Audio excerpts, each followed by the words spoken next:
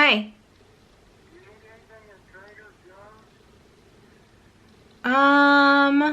Like salad? If they have like spring mix or something, spring mix. I mean, whatever kind of like, yeah, that one's okay. Yeah, and the potatoes doesn't really matter what kind either. All right, thank you, bye. Hi you guys. So today's video is going to be really short. I actually, last week or the week before, I made some vegan Rice Krispie treats. It was my first time making vegan rice, I can't even say vegan Rice Krispie treats. It was my first time making them. And a couple people asked for like a more detailed recipe. Like I posted in my Instagram stories and I also posted in my feed, but people still had questions. And I felt like this recipe was a little bit too casual to like write up in a blog post. I feel like I'm not really good at writing recipes anyway. I just kind of put up the general guidelines and then I'm just like, okay, just go from there, just do what you want. So like I said, this is gonna be super casual. Like I'm not gonna make a full-blown recipe video. I'm probably just gonna insert my Instagram stories here as a visual aid. Like, I don't know if you can tell, but I didn't even make the bed behind me. Like, that's how casual we're gonna be today. So I loosely based this on a recipe from Nora Cooks, which I will insert in the description below. But I basically halved her recipe because she used 2 bags of dandies and I really only wanted to buy 1. Plus I was just making it for myself. Like, I'm here on quarantine, like by myself. I didn't need a huge batch of Rice Krispie treats. So for those who don't know, like regular store-bought marshmallows are not typically vegan because they contain gelatin. The brand of vegan marshmallows that I've been using for a few years now is called Dandies.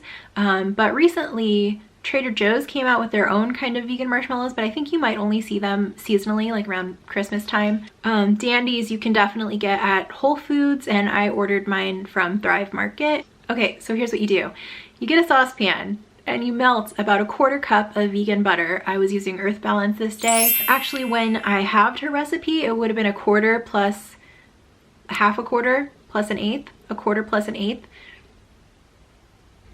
You don't really need to pay attention to this part, but I think in my recipe I used a little bit too much butter, so you might want to use 1/4 cup of butter. And then 1 10-ounce pack of Dandies vegan marshmallows. So after your butter is melted, just toss your marshmallows in, and this is where I kind of started to panic because my marshmallows weren't melting, they weren't really doing anything, they were just kind of staying in their original form, and now they're covered in butter.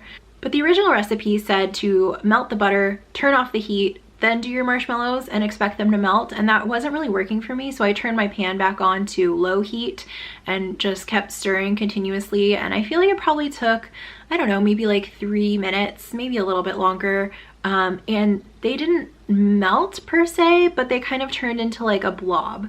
So that's what you want. You want a big blob of melty marshmallows.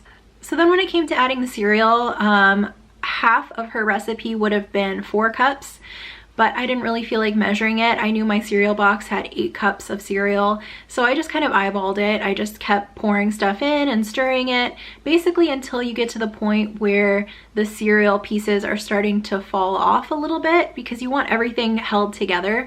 So when it starts to get like just slightly crumbly, I don't know if that's the right way to describe it, but basically where if you start adding more cereal, you know it's gonna start falling off, that's when you stop adding cereal. So then I just got a cookie sheet and lined it with parchment paper. I put a little bit of melted butter down on the parchment, and then I took my blob of cereal marshmallows out and put them on the pan. I just used my hands at this point. I originally thought I was gonna need a rolling pin, but that's too excessive. Like, you definitely don't need that. Just use your hands, mush it down into like a flat, you know, whatever thickness you want your Rice Krispie treats. And then you wanna let it sit for like, I don't know, the instructions said an hour, but I feel like I went back to it sooner than that. Just use your own judgment. And another thing that I thought I did wrong, but was actually a-okay, was I thought I wanted to use these Mickey Mouse cookie cutters. And really, I could only make 2 Mickey shapes based on the way I had my loaf laid out. But the thing is still pretty malleable, like after it cools, so you can, you know, use the cookie cut. If you want to use cookie cutters, of course you could just cut it into like squares or bars or whatever, but if you want to use cookie cutters, you can cut out kind of as many shapes as you can with your original thing, and then blob it back up and like press it back down and start over again. And then the last one, I didn't have enough left to like actually shape it into a square that was big enough to use the cookie cutter, but that was fine because I just set the cookie cutter down, placed the cereal goo inside of it, pressed it down into the shape, and that was good enough. Like, it made another one, and I think I made 6 total. So yeah, if you end up with cereal left over, just mush it into your cookie cutter. You don't have to actually cut it out. Last thing that I want to mention, and that you should be aware of if you're trying to make vegan Rice Krispie treats, is that a lot of Rice Krispie treats, and I guess cereal in general, is not technically vegan because it has vitamin D. Let me look it up so I don't tell you the wrong thing. Okay, I got it. So regular Rice Krispies contain vitamin D3, which traditionally comes from lanolin. Like, when you see that in mainstream, like, fortified cereals and mainstream vitamins, it's going to be coming from lanolin, which is like the grease from sheep's wool, which is a little weird. Based on this post that I'm reading, which is from yourveganjourney.com, and I'll also link this below, it sounds like pretty much if you see D3 in something and it's not clearly labeled vegan, then it's probably not vegan. So like, I take a vitamin D3 supplement, but it says on the label vegan, and vegan D3 comes from lichen. But they're not really using lichen-based D3 in like mainstream items yet unless it's labeled vegan.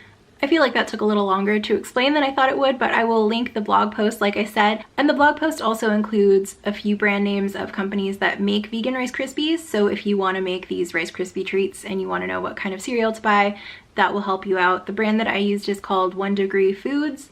I also got this from Thrive Market, and I used chocolate ones just because that's what they had in stock at the time. I probably would prefer just the plain ones. I feel like that has more of a classic like Rice Krispie treat taste, but the chocolate ones were still really good.